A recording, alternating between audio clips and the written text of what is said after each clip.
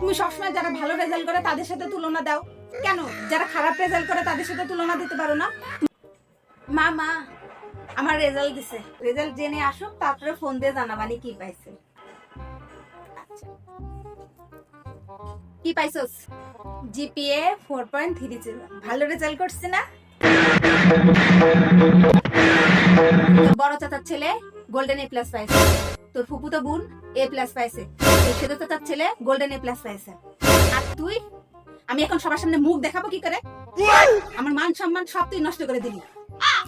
মা তুমি সবসময় এমন করো কেন? তুমি সবসময় যারা ভালো রেজাল্ট করে তাদের সাথে তুলনা দাও কেন? যারা খারাপ রেজাল্ট করে তাদের সাথে তুলনা দিতে পারো না? তোমার ভাইয়ের মেয়ে কি পাইছে? তোমার ভাইয়ের মেয়ে পাইছে এ মাইনাস, তোমার বোনের ছেলে পাইছে বি গ্রেড, কেন তুমি তাদের সাথে তুলনা করতে পারো না? তাদের থেকে তো আমি অনেক ভালো রেজাল্ট করছি।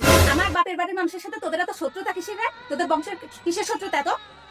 কথায় কথায় শুধু আমার বাপের বাড়ির লোকজন টানিস। হ্যাঁ, তোর মামা তোর খালারা তোদের জন্য কি করেছে জানিস?